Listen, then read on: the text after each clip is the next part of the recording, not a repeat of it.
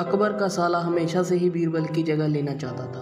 अकबर जानते थे बीरबल की जगह ले सके ऐसा बुद्धिमान इस संसार में कोई नहीं है। फिर भी जोरू के भाई को वह सीधी ना नहीं बोल सकते थे। ऐसा करके वह अपनी लाडली बेगम की बेरुखी मोल लेना चाहते थे। इसीलिए उन्होंने अपने साले साहब को एक कोयले से भरी बोरी दे दी और कहा, जाओ इस हमारे राज्य के सबसे मक्कार और लालची सेठ दमड़ी लाल को बेचकर दिखाओ। अगर तुम ये काम कर गए तो तुम्हें बीरबल की जगह वजीर बना दूंगा। अकबर की इस अजीब शर्त को सुनकर साला अचंभे में पड़ गया और वह कोयले की बोरी लेकर चला तो गया, पर उसे पता था वह सेठ किसी की बातों में नहीं आने वाला। ऊपर से वह उल्टा उसे ही चूना लगा देगा। हुआ भी यही। सेठ दमड़ी लाल ने कोयले की बोरी के बदले एक ठेला भी देने से इनकार कर दिया। साला अपना मुंह लेकर महल वापस लौट आया और अपनी हार स्वीकार कर ली।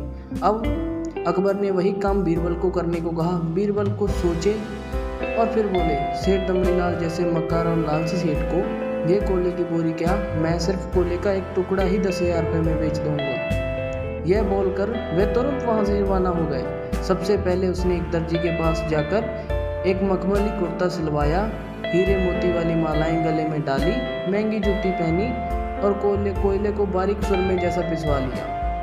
फिर उसने पीसे कोयले को एक सुरमे की छोटी चमकदार डिब्बी में भर लिया। इसके बाद बीरबल ने अपना वेश बदल लिया। एक मेहमान घर में रुक गए, इश्तिहार दे दिया कि बेगम बगदाद के बड़े शेख आए हैं जो कृष्माई सुरमा बेचते हैं, जिसे आंखों में लगाने से मरे हुए पूर्वज दिख जाते हैं और यदि उन्हें कई धन गाड़ा है तो उसका पता बताते हैं। यह शहर में आग की तरह फैल गई। सेठ दमड़ी लाल को भी ये बात पता चली। उसने सोचा जरूर उसके पूर्वजों ने कहीं ना कहीं धन गाड़ा होगा। उसने तुरंत शेख बने बीरबल से संपर्क किया और सुरमे की डिब्बी खरीदने की पेशकश की। शेख ने डिब्बी के 20,000 रुपये मांगे और मोल भाव करते करते 10,000 में बात तय हो गई। पर सेठ भी होशियार था। उसने कहा, मैं अभी तुरंत से सुरमा लगाऊंगा और अगर मुझे मेरे पूर्वज नहीं दिखे तो मैं पैसे वापस ले लूँगा। बीरबल बोले, बिल्कुल आप ऐसा ही कर सकते हैं। चलिए शहर के चौराहे पर चलिए और वहाँ इसे जांच लीजिए। सुरमे का चमत्कार देखते ही भीड़ इकट्ठा हो गई। तब बीरबल ने ऊंची आवाज में कहा, ये सेठ अभी से चमत्कारी सुरमा लगाएंगे और अगर ये उन्हीं औलाद है जिन्होंने ये अपना माँ बाप समझते हैं तो इनके पूर्वज दिखाई देंगे और गड़े धन के बारे में बताएंगे।